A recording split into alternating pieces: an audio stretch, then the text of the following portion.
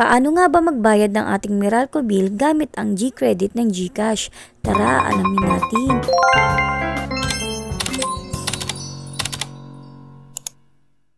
So, bigla akong naalala na need ko na nga pala bayaran ang aming Meralco bill. Kaya dali-dali akong pumunta sa aking GCash at clinic ko itong bills. Dito sa bills is makikita nyo yung mga iba't ibang bills payment na pwede nyong mabayaran. Pagka-click nyo ng bills is ganito yung makikita nyo. Hindi kayo mag-search dito sa may itaas, itong search billers. Di kaya naman ay hanapin nyo dito sa may categories. So ayan, marami kayong pagpipilian. Merong electric, water, internet or cable, telecoms at marami pang iba. So dahil nga sa akin Meralco, isinearch ko na lang dito yung Meralco. So ayan, habang magsisearch kayo is marami nang lalabas dyan. Puro Meralco kuryente load, pero yung i-click natin dito is Meralco. After nyan is need na natin mag-provide ng mga details. Yan, katulad nitong amount. Yung akin kasi is worth 2,310. Kaya yun yung nilagay ko. Tapos dito sa customer account number ay pwede kayong mag-scan ng barcode. Nakita nyo yung barcode mismo sa inyong bill. Ayaw nyo naman ng barcode is pwede nyo siyang manually i-type.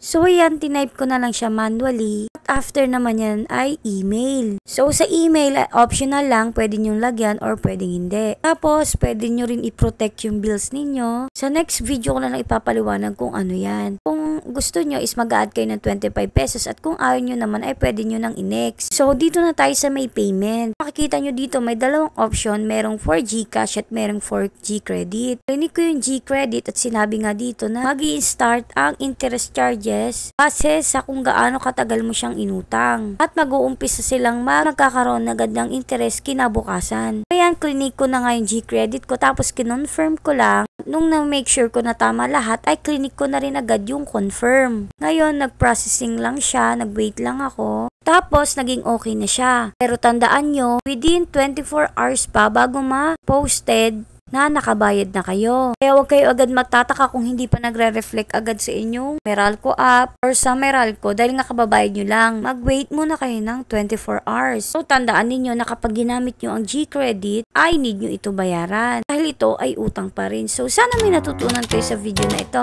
Kaya thank you for watching.